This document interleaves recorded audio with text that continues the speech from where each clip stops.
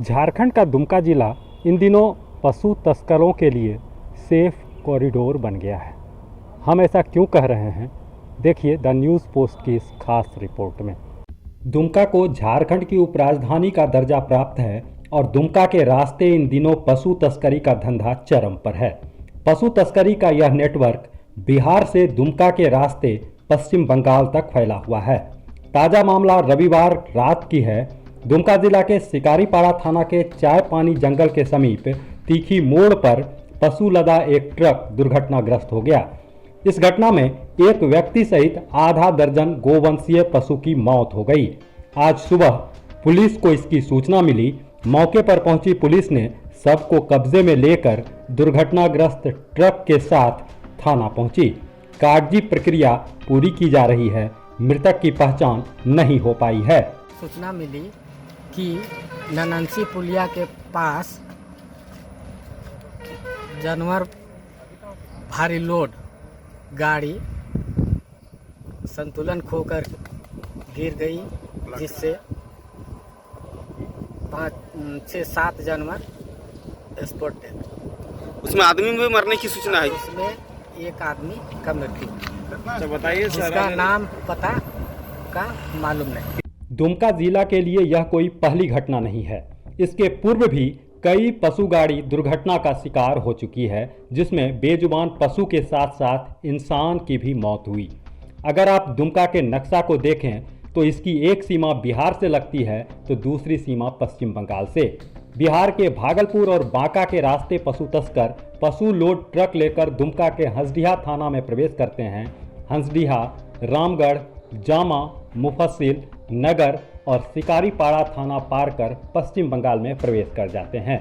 पशु तस्करी का दूसरा मार्ग जिला मुख्यालय में प्रवेश के बाद मासांजोर और रानीश्वर थाना होते हुए पश्चिम बंगाल को जाती है। दोनों ही रास्तों से इन दिनों पशु तस्करी चरम पर है। पशु तस्कर भी समय समय पर तस्करी का तरीका बदलते रहता है। कभी पैदल तो कभी ट्रक में तो कभी कंटेनर में भरकर पशु को ले जाया जाता है। लगभग 1.5 वर्ष पूर्व बस से पशु ले जाने का मामला सामने आया था। लग्जरी बस की सभी सीट को खोलकर और खिड़की में पर्दा लगाकर पशु को ले जाया जा रहा था। पशु को पैदल पार कराने के लिए तस्कर स्थानीय लोगों का सहयोग लेते हैं, जो चरवाहा बनकर दिन के उजाले में पशु को सीमा पार कराते हैं। भाजपा पशु तस्करी सहित तमाम अवैध कारोबार को रोकने के लिए समय समय पर आंदोलन करती है। अगस्त महीने में पूर्व मंत्री लुइस मरांडी इसे रोकने की मांग को लेकर 5 दिवसीय धरना पर बैठी थी। कुछ दिनों तक रोक के बाद एक बार फिर यह अवैध धंधा परवान चढ़ गया है। ताजा शिकारीपाड़ा की घटना पर क्या कहना है भाजपा जिला अध्यक्ष निवास मंडल का, पहले वो सुनिए।